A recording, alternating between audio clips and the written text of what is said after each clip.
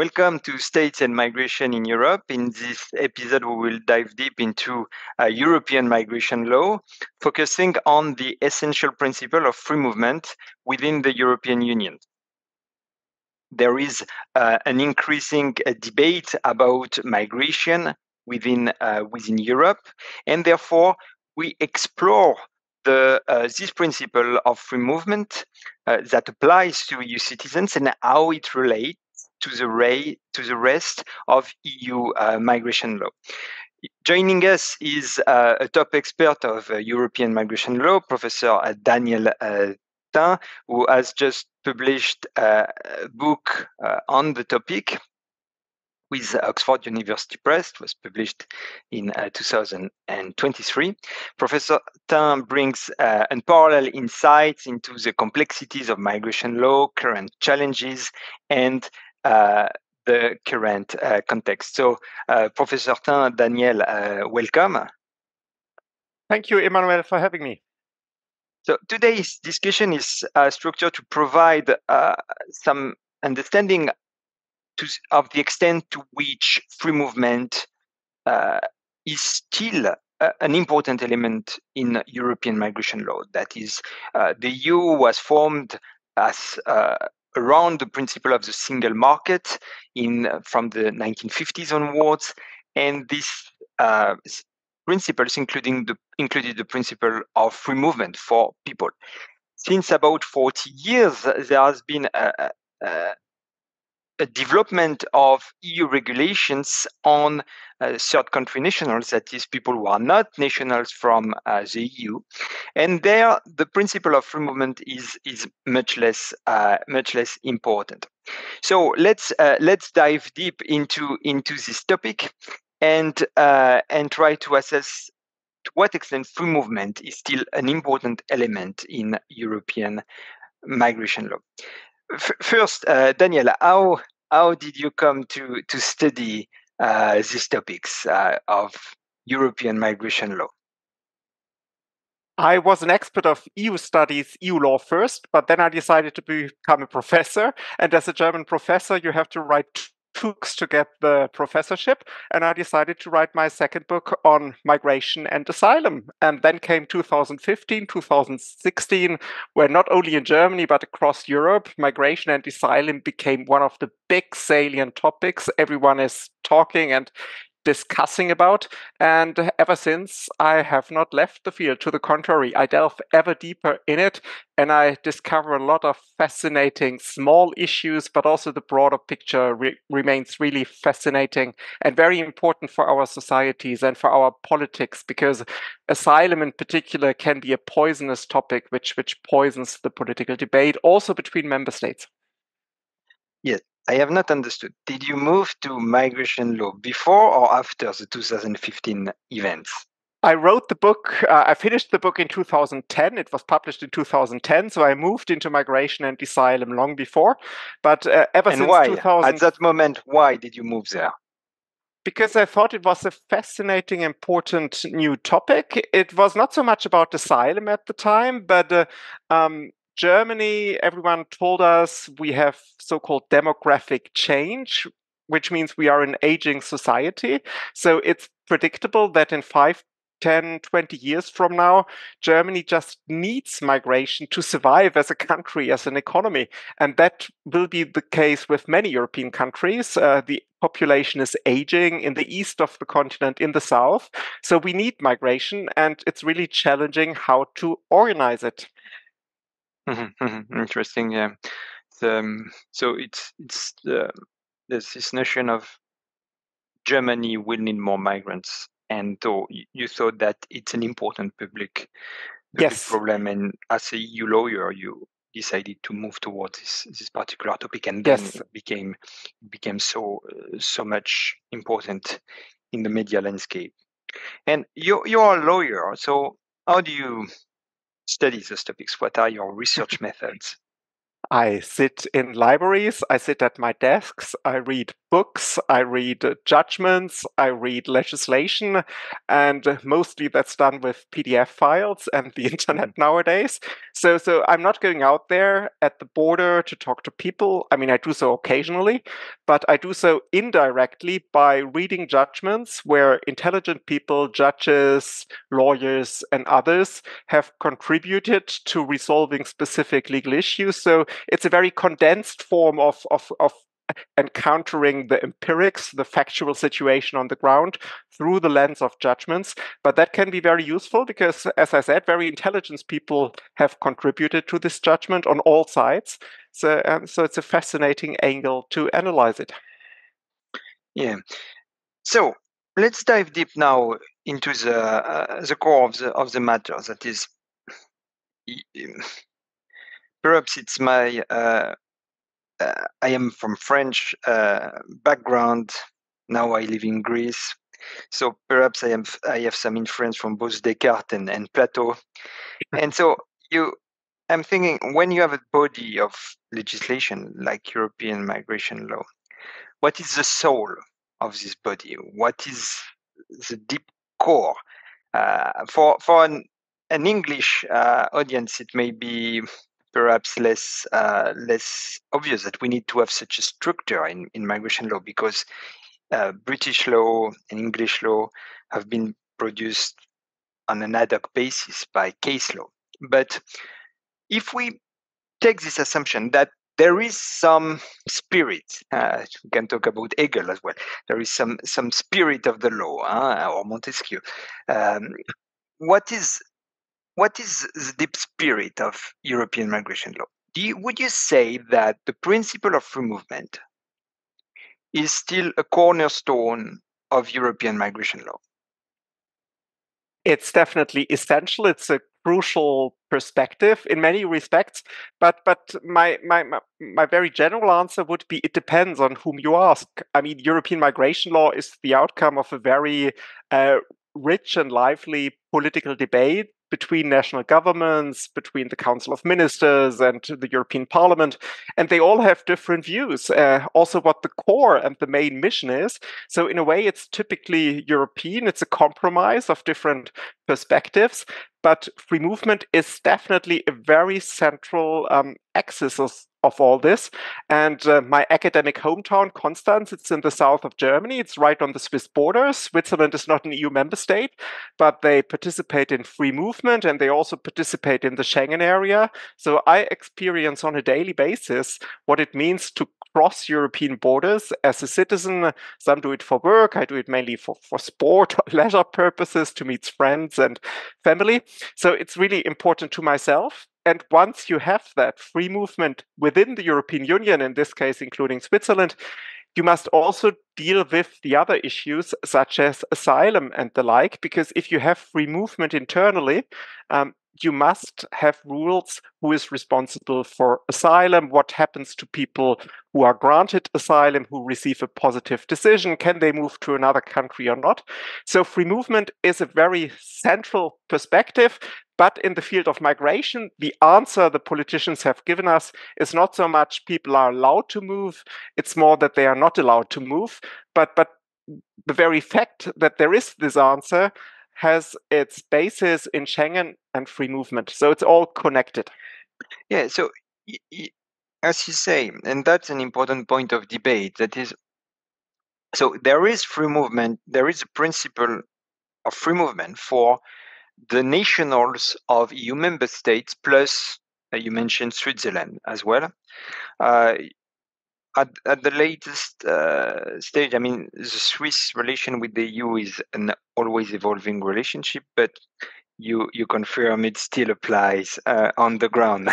Principle of free the movement. border is open. You can cross it. There is no fence. There was a fence during COVID, which was really a sort of traumatizing experience for people in my academic hometown and the neighboring Swiss town. There was a fence, and they put actually two fences so that you were not able to hug across the fence. But it's still it's a lived experience. Yes. So, but when we talk about free movement, we talk not just about border crossing. We talk about the right of residence, the right to take up employment, start a business, and so on and so forth.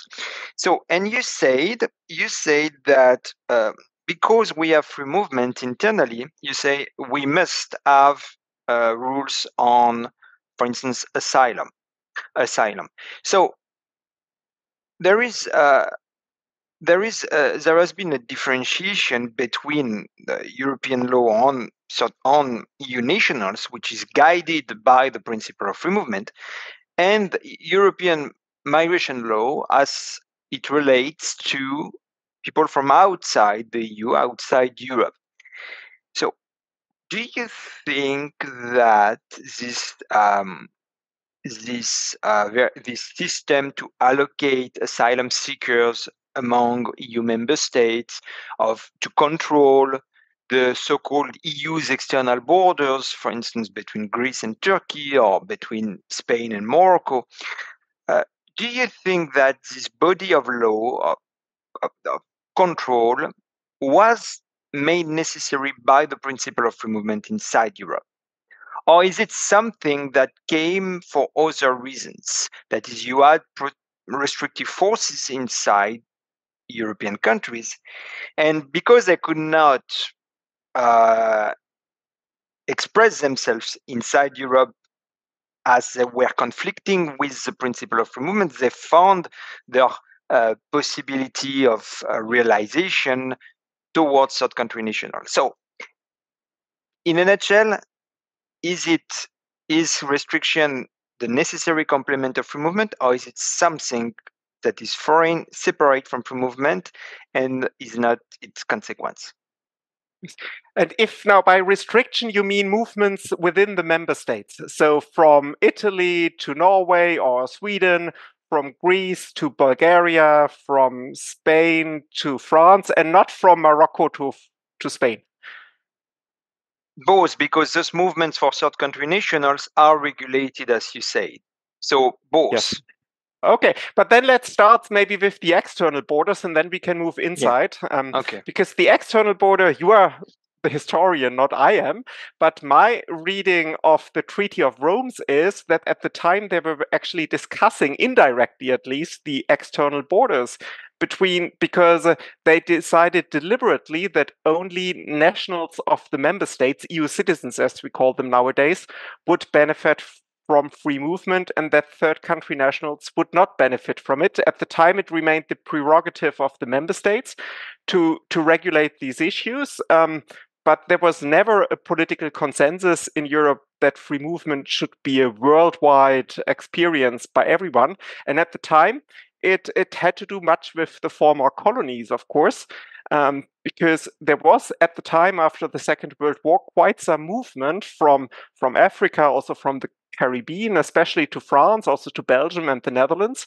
And it was decided that these people should not generally have free movement, which is also noted very critically by the more recent so-called post-colonial literature, which says that the European gave themselves free movement internally and they excluded the former colonies. So that has a long tradition.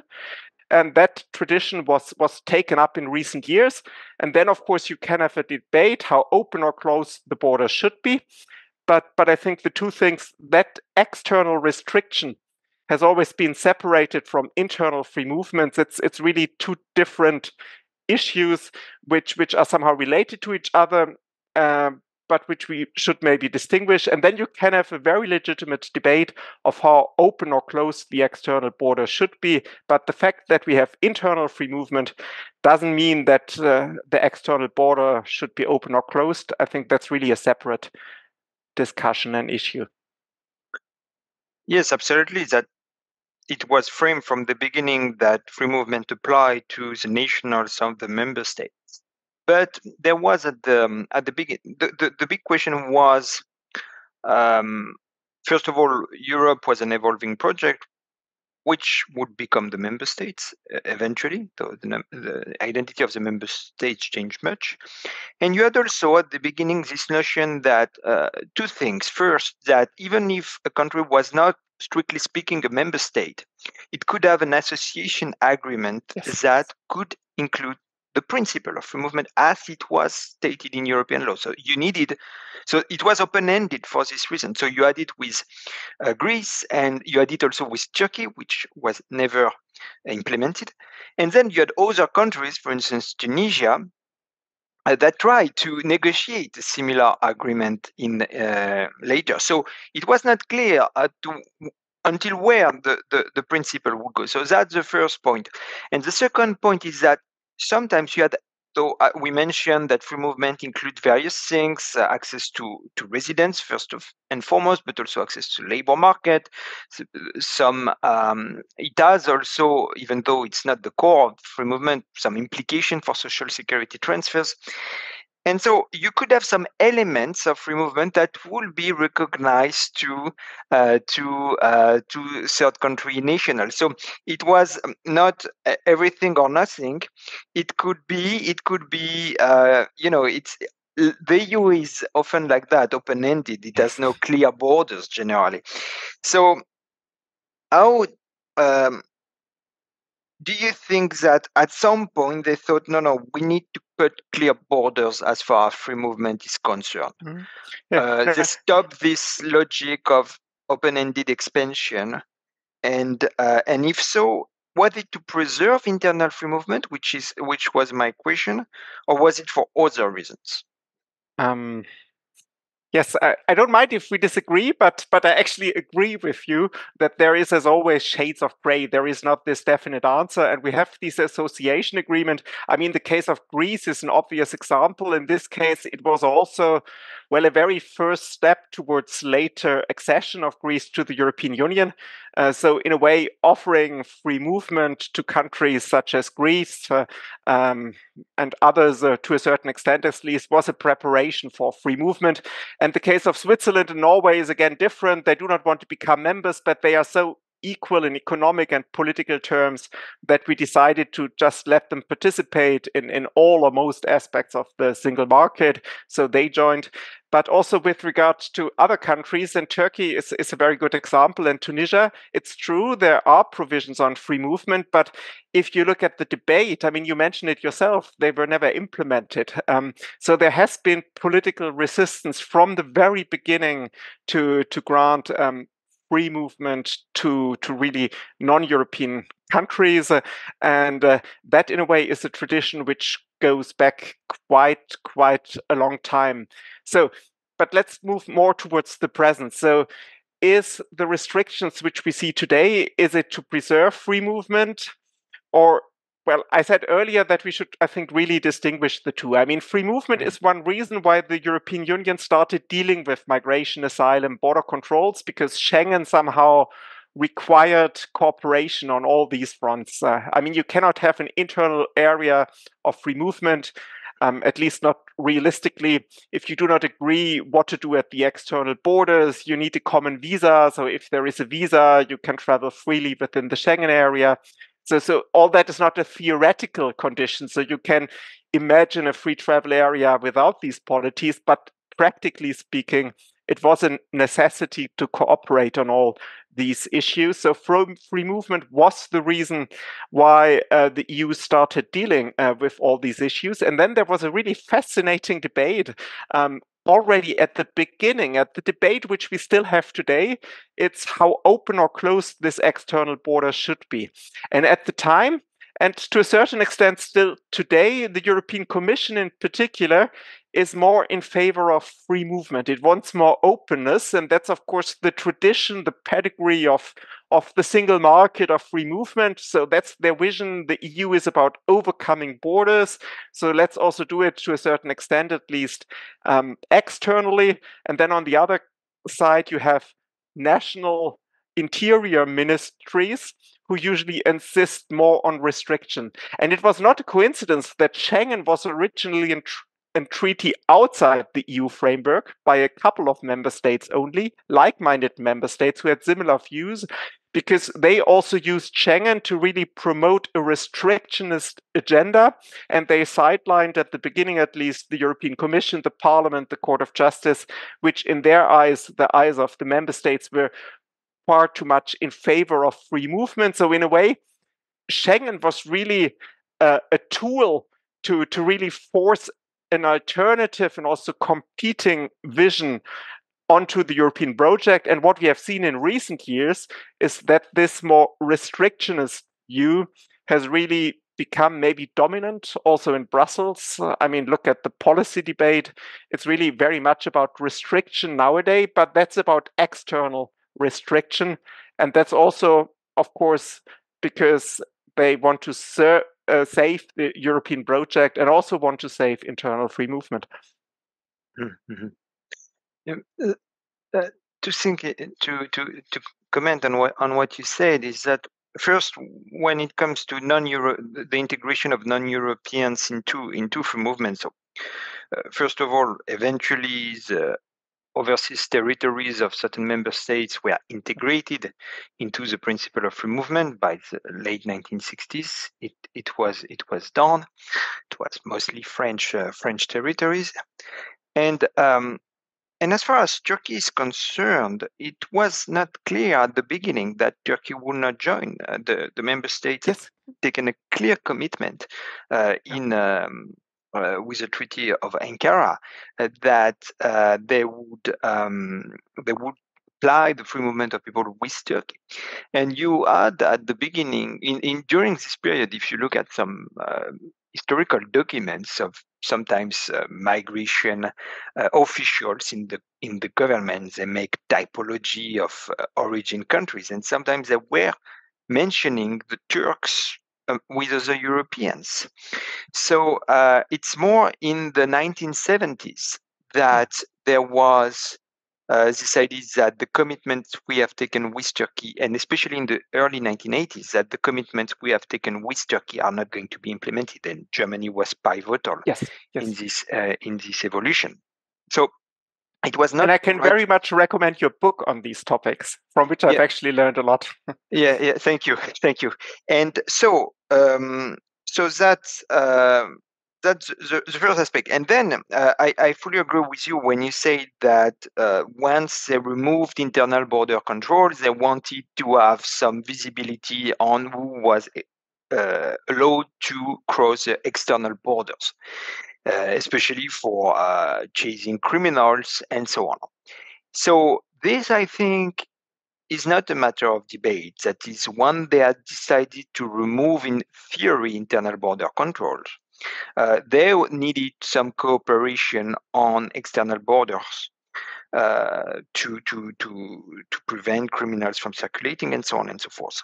But as we were discussing, free movement is not just, or it's not even mainly, the fact of not having controls at internal borders. That is, as you mentioned, during COVID, many member states, and actually even today, restored internal border controls. And the UK also always maintained them. It did not prevent those countries from applying the principle of free movement, because you just show your passport or your ID at the border, and that's it. The officials at the borders cannot return you. Why? Because the mere fact of having to show an ID somewhere, it can also happen within national territory. If you want to enter sometimes a museum or an institutional building, you may have to show your ID. So the fact of having to show your ID, and you have to show your ID, of course, whenever you take the plane, even within a country. So the mere fact of having to show an ID document to cross border is not in itself fundamentally incompatible with the principle of free movement. So do we agree on the ideas that it was a abolition of internal border controls that made cooperation on third country nationals necessary on migration, but not the core of free movement itself? Yes, I agree. I fully agree. Okay. Because and that is, I fully agree. And I also agree that, of course, showing a passport is not necessarily, in a legal sense, a hindrance to free movement, but it's, of course, a symbol. It's a symbol that free movement is really more than just an economic activity, but that European states are really forging some sort of common future. So it's really it's about the symbolism of an internal area without border controls, which really I think also the Commission and others have been most interested in. And it's no coincidence that it all started with the presidents of France and Germany agreeing to abolish internal border controls, because it's the symbolism of Franco-German reconciliation after the Second World War, symbolized by Schengen. Yeah. Obviously, there were other reasons, and the symbol, there were trade reasons. Importantly, Germany wanted to reboost the single market after the restrictive policies, protectionist policies following the 1970s. And though not having any border controls was also a way to ease cross-border traffic and facilitate exports and so on. But so we have agreed on this aspect, that a marginal element of free movement, which was more related to free movement as far as symbols are concerned than actual substance is concerned, made cooperation among the member states necessary on third country nationals, but not the core of free movement, which is the right to reside and the right to take up employment or start a business. So that's I think an important point. So then, after 40 years, let's now come back to today. What is the legal landscape? That is, the EU has developed extensive regulations on how to allocate asylum seekers, how to control external borders, how migrants that cross those borders should be processed, and so on and so forth. So after these developments, what is the landscape of European migration law? If we were to say, what are the big blocks and how do they relate towards one another? That is the control of migration flows for third country nationals on the one hand, the free movement of people for EU citizens or associated like Swiss citizens.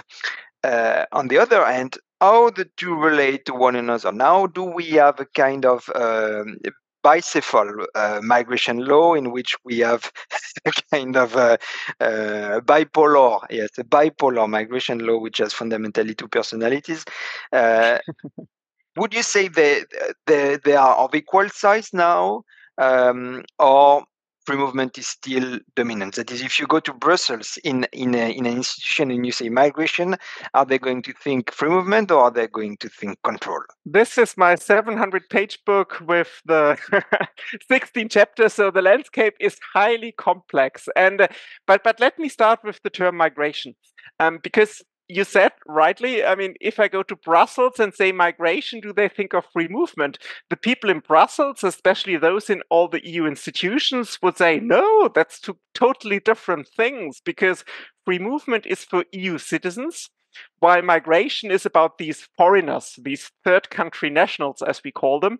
So we have really, even at a linguistic level, at least in Brussels, made a very clear distinction between internal free movement of citizens, which the Commission sometimes calls mobility, not migration, and the external migration of foreigners, third country nationals. That is in the European jargon, also in the EU treaties now well established.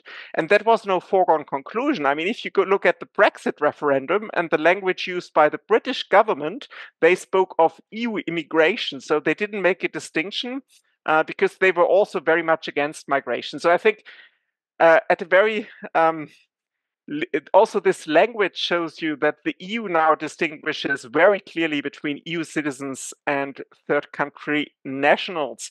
And that in itself is fascinating, because EU citizens nowadays include countries such as Poland, the Czech Republic, Romania, and Bulgaria. And Germany, the country I'm living in, has experienced the net inflow, so more people moving in than out, of more than 2 million EU citizens over the past 10 years. So we had a real mass migration, mainly of workers and others, mainly from Poland, Romania, and Bulgaria.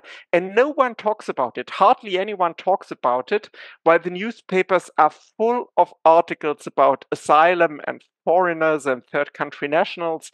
So at least from a German perspective, I don't know how it is in Greece or France or in all the other member states. It's really, this distinction is very well established, and I think it's the same at least in the core member states, the old member states, Italy, France. They now all distinguish quite clearly between the good free movement of EU citizens and the much more controversial migration of third country nationals. And some people say that is in a way even, I mean, problematic, maybe even racist, because the Europeans are white, the foreigners are not white. Mm-hmm. Yeah. So, as you say, the very terms of the debate have been invested in a certain way. But if we want to define terms, I mean, simply migration is any movement crossing an international border with the intention of lasting settlement on the other side. So, if I may, why is migration not moving from Paris to Marseille? Is that also migration?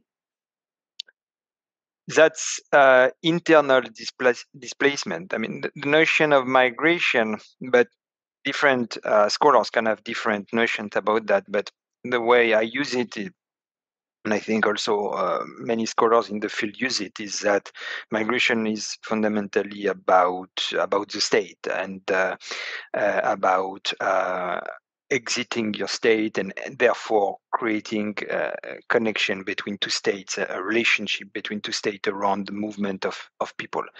I fully agree, but in Brussels, some people, especially in the European Commission and the European Parliament, I guess, at least among the Euro-friendly political parties, they would say moving from Stockholm to Lisbon is not much different from moving from New York to, let's say, Colorado or Arkansas, or I mean, in the United States. So in a way, it's just within Europe. It's not a state, of course, at least not in a classic sense, but it's similar. Mm-hmm. What would you say? Yeah, because U.S. states have also different regulations on many aspects. So there is some extent of free movement within the United States, but nevertheless, it's just one state, the way we think of the word state, that is a sovereign authority. So, Bruce, yes, Emmanuel Macron speaks of European sovereignty. Yes, but it's not yet. It's not yet on the. It doesn't yet exist. But and yeah, it's a bit provocative. But I am not surprised that many in Brussels believe that it's in the making, because it enhances the status of Brussels as a major power capital, which it is not. The reality is still that states are national, not the EU remains an international organization. But what is? But I find that very fascinating, because what if politics in Brussels and also the legal framework which we have for EU citizens is somehow a vision more than a reality? Because it presupposes maybe a degree of commonality which in practice does not exist. Let's break it down. I mean, there are some very controversial judgments of the European Court of Justice, to also bring in the more controversial elements, whether a citizen from country X, let's say from Germany, who moves to France, who has not really worked in France, but who is unemployed and then asks for social benefits, whether she has the right to receive social benefits in France. And there were some judgments at the beginning which said, yes, she has the right. And maybe that was an expression of that vision. It's really a bit like the United States. And more recently, judges have become more careful. Yes, you mean benefits not related to contributions. You are not talking about his pension, his healthcare. You are talking about that's probably that's an important element. So the and you know it actually better than me, but in EU migration law, in principle, there is this notion that you should not become a burden for the social assistance of the country of destination. You have full rights to your contributions and they're entitled to, but you should not become a burden. But even if you were to become a burden, and member states would accept that, which is not, I think, judges would have, tell me what you think about that, but judges would have a hard time trying to justify it. It depends on the case, perhaps, but they would have a hard time to justify it. But even if in some cases it can happen, it remains an agreement between states who accept these terms. But I think on these aspects of the definition of migration, we agree, because I read your book, and so you talk about free movement, even though the book is titled European Migration Law. Yes, I agree. But I wanted to bring in some controversy, and I still find it fascinating. And social benefits was a very controversial. There were some judgments a few years ago which really forced member states to pay social benefits to people who have never worked in the country, but who were residing there and who were in needs. And as many of my colleagues in academia, who are usually very critical and a bit more left-wing maybe than their governments, and very Euro-friendly, they were very disappointed when judges really changed their mind a few years later and said, well, maybe in some situations, if someone has never worked in a country and has no other connection in a some deeper sense, she will not receive any social benefits. So that there was a very controversial legal debate.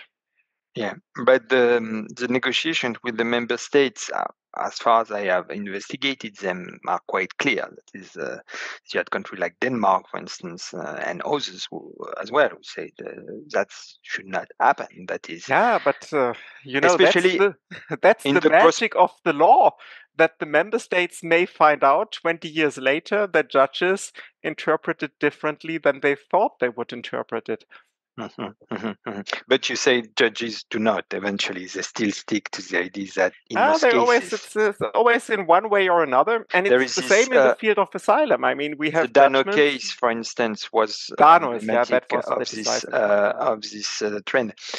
But anyway, so yes, this was the debate: is it migration within the EU? Yes, it is, but because the EU is not a sovereign state, and it remains some rhetoric and some illusion from the Brussels sphere that it is, but it is not. And so, but the question is the EU, and we can conclude on this section on this: is the EU a machine to create free movement or a machine to control the movement of people? In the beginning, in the 1960s, it was clear it was a machine to create free movement. Even though there were limits, it was a machine to create free movement among certain member states.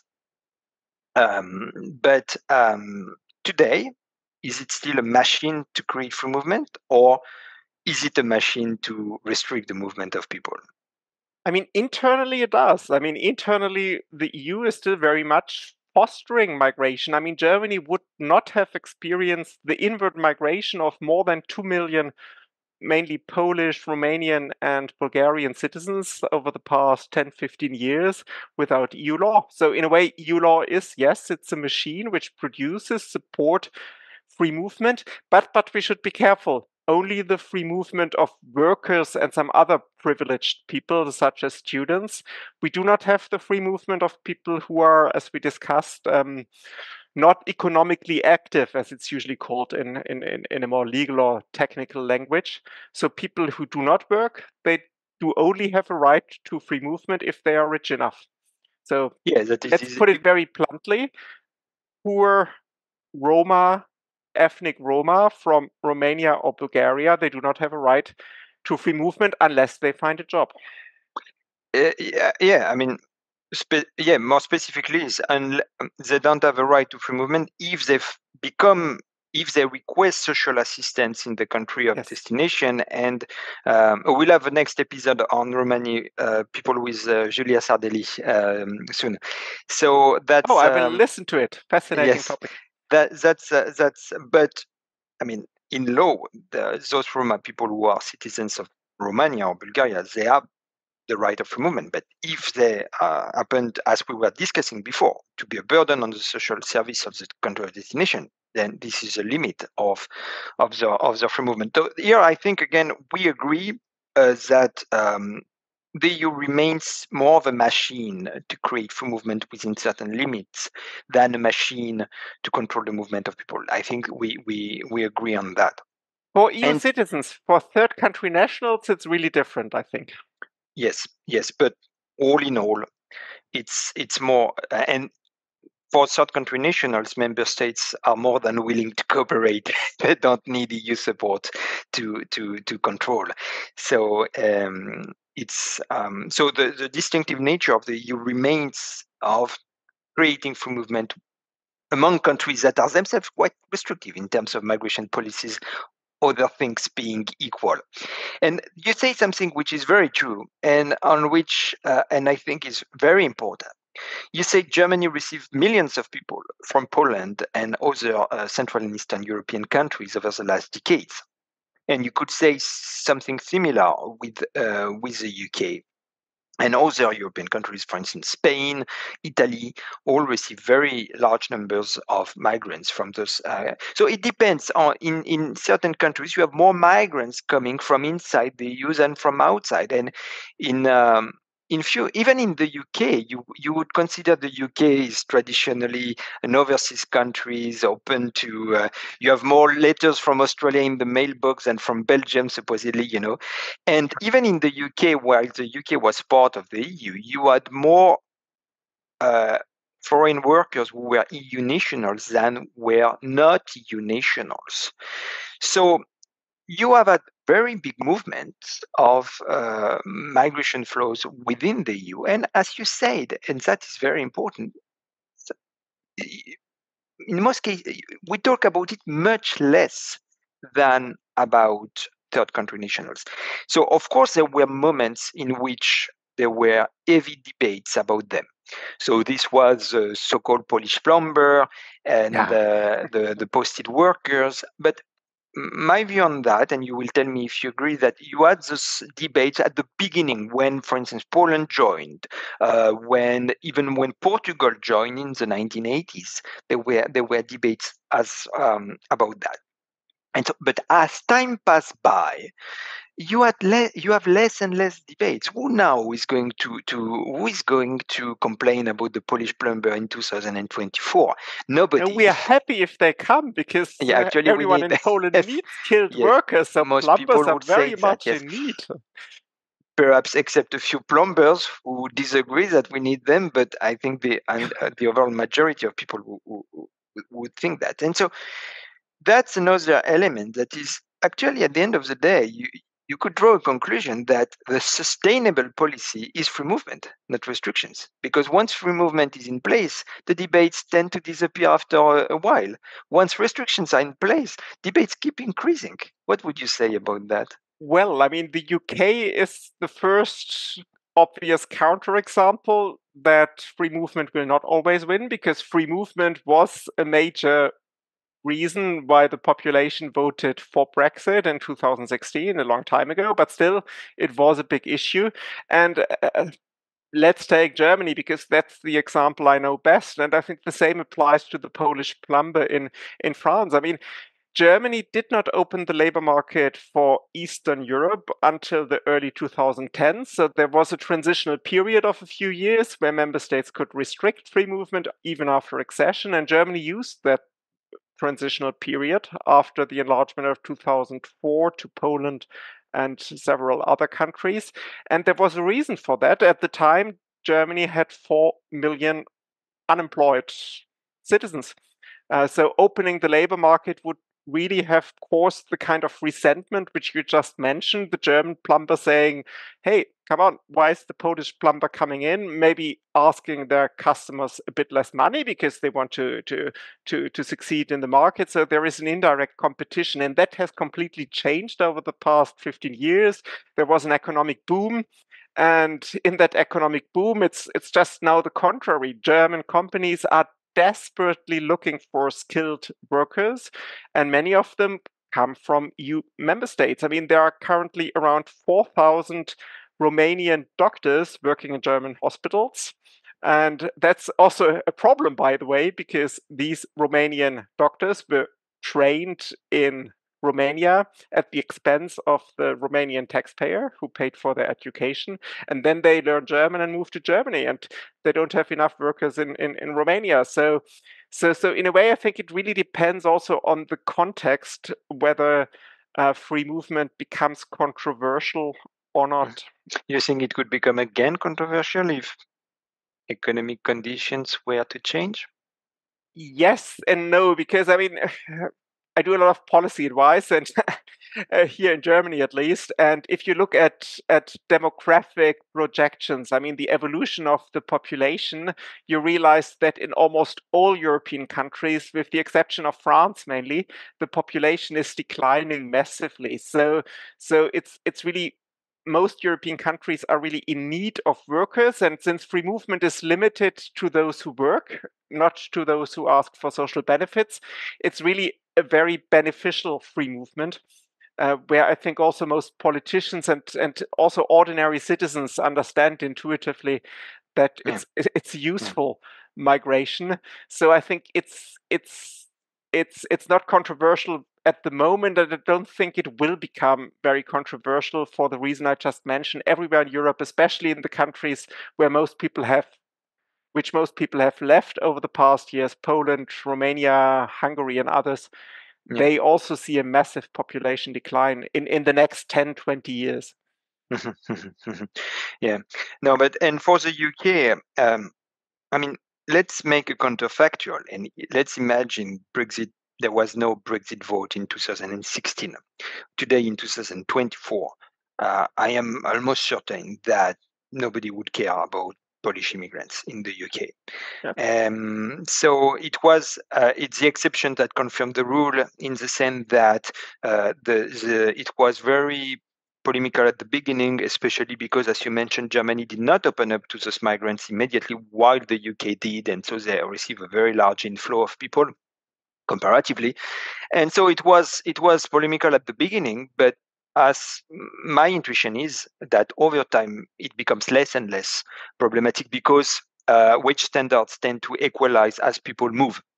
And so over time it becomes less problematic. And so it's because it was relatively shortly after. So Germany opened up in 2011. The Brexit vote was 5 years later. So it was still, a little bit there. But I think 2016 was perhaps even the last year in which this issue could be so important in the UK. Perhaps even 2 or 3 years later, it was no longer an issue in the UK.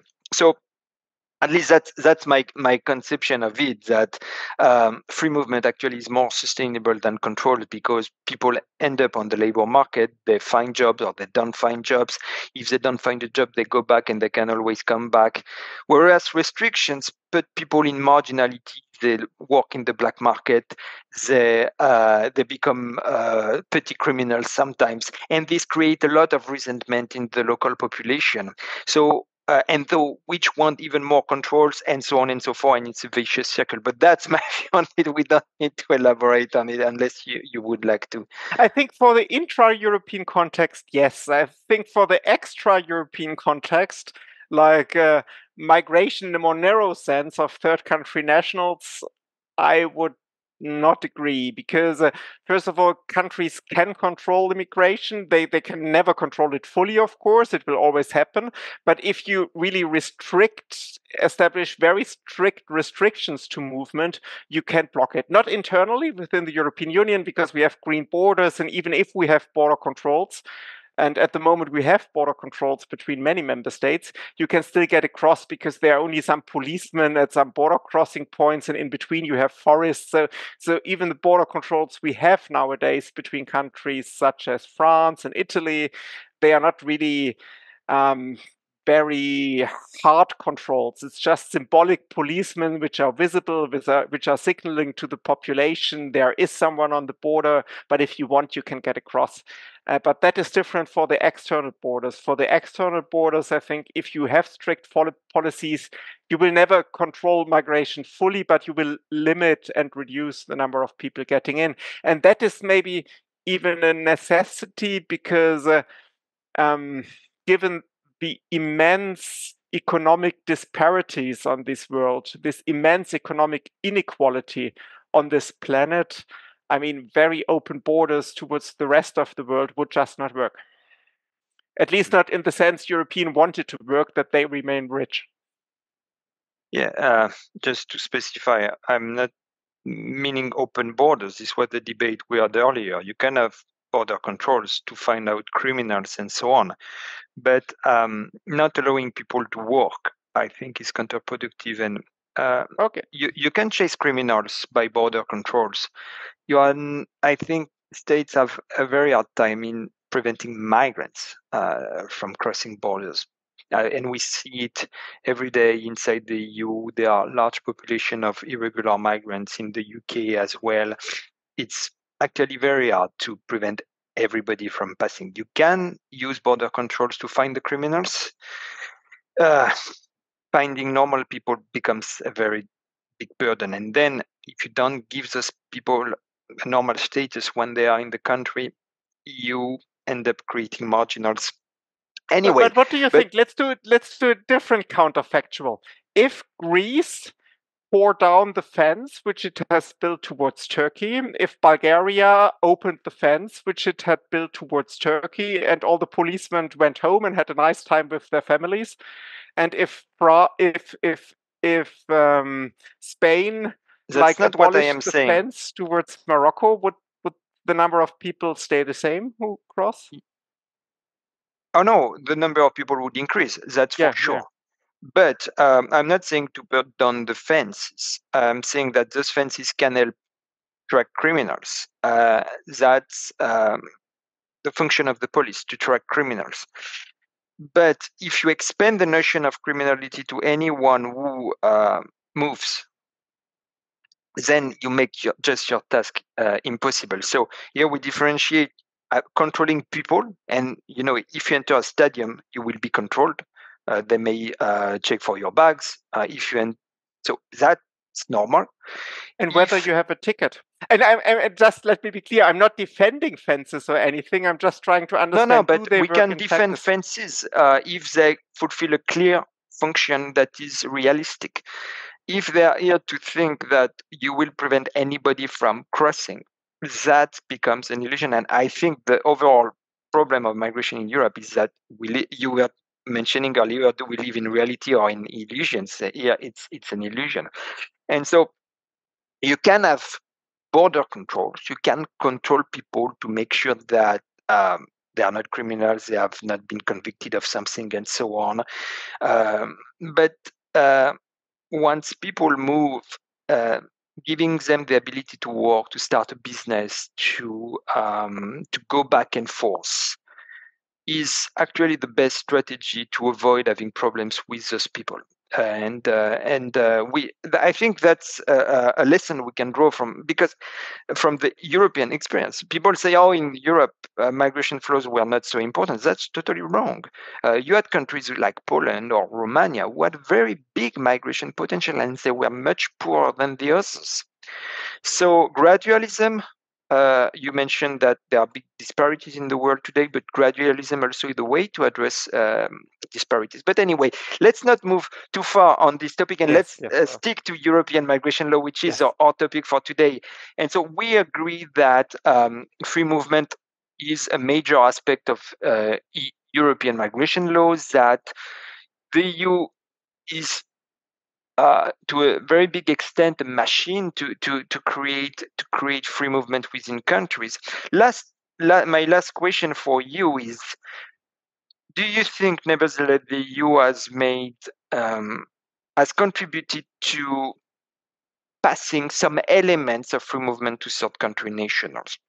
So that's also a criticism of far-right parties in many countries. They say, "Oh, the EU is too laxist, and the EU imposes its free movement to many."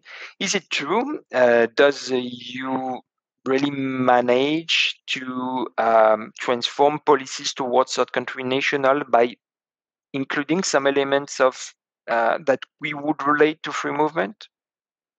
Yes, of course it does, but only for a selected group. I mean, there is a term in the interdisciplinary migration literature, which is called bifurcation or stratification. It's that travel across borders is very much dual. On the one hand, you have the bona fide travelers, the good people crossing borders, and states undertake immense efforts to facilitate their movement. We build airports. We have e-gates at external border crossing points where you just have to scan your passport and then the door opens automatically. Your image is scanned by some artificial intelligence or software, and you are then allowed to enter the country. On the other hand, you have Frontex. I mean, you have fences, you have states investing a lot of energy in preventing other people from entering. So it's really this dual world, these two sides of migration law towards third country national, which we have. So tourists, for instance, those who qualify for a visa, rich Saudi families, Americans, and others, they can move very easily within Europe, at least for touristic purposes. While for others, it's made very, very difficult to enter the continent and also to move internally. The obvious counterexample or counterpoint are asylum applicants. Asylum applicants, de facto, they move a lot from Greece to Germany, from Italy to Austria and elsewhere. So there is a lot of de facto movement, but de jure, legally speaking, the idea is that they do not move. In practice, they do, because internally in Schengen, it's very difficult to control. But the theory is they do not move. So the idea of European migration law it depends on very much in what segments you look into. So my asylum is really restriction, while tourists and also people who are highly qualified, as it's called, to have a university degree, who work, who have a so-called blue card as a highly skilled workers, they can move to other countries generously or at least reasonably easy. So it really depends on whom you look at. Yeah. I fully agree with you that states try to facilitate cross-border movements when they sponsor airports or certain e-gates, which are quite expensive material. But I was not necessarily thinking about that, because that actually you don't need the EU to do it. The UK is doing it extensively, for instance. I was more thinking about, what's the core in your book, and that is some legal principles. For instance, at some point in the book, you mention the principle of family unity. That is that you have this principle of family unity, which can allow also some. For instance, I think you mentioned in the book a case in which you have a third country national who is married to an EU citizen, and then they divorce, and so the third country national can stay in the country and nevertheless have with their dependents, and so. European migration law can interfere with those rules of family unification. Is it correct? And if so, therefore, do you think that European law contributes to, I will say it very provocatively, opening the gates, as the far right is saying? For EU citizens, yes, and also for family members of EU citizens who have the passport of a third state who are not EU citizens, including in situations of divorce. But there are lots of judgments, are many legal articles written about them because it's a fascinating legal development. But in practice, it doesn't really concern so many people. Yeah. But I see. then, European migration law sounds as if it was really a uniform phenomenon, but it's really not. And the example of rich Saudi families who are really invited to come to Europe and to spend their money here, on the one hand, Indian IT specialists who many European countries now want to attract so that they work. So they are really given as we say in German, the red carpet. So they are really invited to come to Europe. The rules are getting more and more generous to allow them to enter. And on the other hand, you have mainly asylum, where we have restrictions. So European migration law it's not either or, it's really black and white. And in between, of course, then there are many shades of gray, because we all know Frontex, the European Border Controls Agency, and an Indian IT specialist he will never encounter Frontex. But a Syrian refugee or a poor Nigerian trying to reach Europe, they will very much encounter Frontex or national border guards. So it's really European migration law.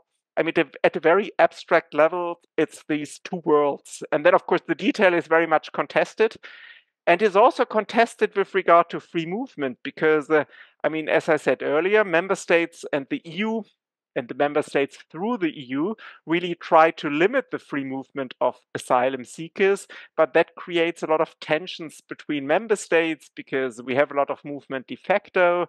And mainly, I mean, it's very controversial and sensitive, but the majority of asylum applicants, asylum seekers, they do not work. So they are more in the category of EU citizens not working, and they do not find a job. It takes years for them to be economically self-sufficient. I mean, we have lots of German data, so it's in a way a bit like with EU citizens. It's now really mainly positive, and there is only a small minority who creates political tensions, whom we do not allow to move. It's those who do not work, who become a financial burden. But with third country nationals, and it's not only about finances, of course, but this group of people where migration is considered problematic by governments and at least citizens in the sense of how they vote in elections is much bigger. So it's a much more controversial topic. And then it's really not only about the economy, it's also, I mean, you can have discussions about racism, about xenophobia, about what defines our society. So migration is really a fascinating angle to also discuss a lot of really important, crucial questions. And we find this diversity in your book. But to come back to the questions, there are there is some spillover of European regulation that affect the right of third country nationals to live inside the EU in cases of marriages and divorces as well. And of course, when there is a divorce after, it makes it even more visible. So there have been some extension to third country nationals. It's not just that European migration law is going to be very liberal towards EU nationals and very restrictive towards third country nationals. No, it's not that. You have an overlap. So independently on the type of migrants concerned, are they affluent or not, some elements related to family unifications are regulated at the European level and limits the capacity of states to restrict the immigration of some third country nationals. So all this, of course, is very topical. And you, Daniel, you have been very much in the news and in demand. I was reading a recent piece of yours in Die Welt recently. Oh. So do you think there is a very big demand of expertise in European migration law today, that it has risen, and how do you respond to it? Only yesterday I was in the German Ministry of Interior for 8 hours. It was an 8-hour hearing with lots of people working in different ministries and 5 or 6 experts from different disciplines. And it was about this idea, which is now very much promoted by German politicians from different political parties, that we should follow the UK and Italian model of bringing asylum applicants to third states, to a country like Rwanda and Albania, and whether that was feasible, what are the legal conditions, and whether it's feasible, because it's, I mean, it can be done legally, theoretically, but in practice it's highly complex. So the demand is massive, and I mean, as you indicated so kindly, migration has really many facets. It deals from economic migration, which is not very controversial, but where also very few people deal with. So economic migration is very important. Very few legal academics at least deal with it. Then we have migration, which is very controversial, which many people with a legal background also do. And we have family reunification, we have border controls, we have visas. So there are all these different facets. We have integration, nationality law. So it's really a fascinating area. And I mean, I turned 50 last autumn, so I'm getting old in this field. We have many young people entering it at universities, in academia, in think tanks. So I think it's really a burgeoning, a very dynamic field, which I find fascinating to look at. Okay, and let's. So you mentioned that we are solicited for to give advice on possible migration practices. Would you say that? So here in that case, this was a government. You refer to a ministry. Would you say that when those governments request expertise, they have all, because it seemed to be the case in what you say, would you say that they have already defined their objective and they just want to have the manner to achieve their objective? Or would you say that at some point you meet in this space officials who are ready to take up ideas about the objectives themselves? Because here you say, oh, we need to have migrants in third countries already and process them in third countries like that. We are fine, they are not going to stay. So it's a restrictive objective. And they just want to know how are we going to achieve that. Would you say that there is also a demand for expertise to find the objectives? That is to find how on earth are we going to deal with migration? Is there something wrong in what we do? No, I mean it depends, as always. I mean, there are this and that scenarios. I mean, yeah, I really enjoyed yesterday, and that was mainly or partly because it was really an open-ended hearing. I mean, they had been given the political mandate by the group of regional prime ministers, which we have in Germany, to look into the issue, and that is what they did. They looked into it. They tried to understand it. They tried to understand the pros and cons, the difficulties, the different possible models you can think of. So yesterday it was really very much a brainstorming, but a very intense brainstorming over 8 hours, I can tell you. So that was very much open-ended, and that was one of the reasons why I found it so terribly exciting and great. In many other instances, it will more be they have formed an opinion, and then they, of course, want to look to the experts and listen to the experts. That's usually hearings in parliaments, where I also go quite often. There, the law has already been designed, so you just hear the pros and cons, but the political decisions have been taken. Sometimes you can influence small aspects. I mean, there are some instances where I can show that my expertise has been taken up during the legislative debate, and the law has been changed. But by and large, it's this. So it very much depends on the context. And as you said as well, I do a lot with the media. And my impression is that the biggest influence which academics have, if they have any influence at all, I mean, let's be realistic, we are rightly not having too much influence, but the biggest influence we have is that we shape ideas and what people think. So it's not necessarily that we propose solution A or B, but that we change the way people think about certain issues. And then, of course, on that basis, they form their opinion. So we have a very indirect influence. But I think that influence is real, because I talk a lot to journalists and they don't have much time. So they really depend on me and others advising them, making them understand an area. And of course, there are always different ways to look at an area, different angles to present, different examples to give. So I think that is an influence which we have if we engage in this work. Yeah, very interesting and very good points. I agree with you. So, yeah, so I really recommend the book, European Migration Law by Daniel Thym. It's at Oxford University Press, published in 2023.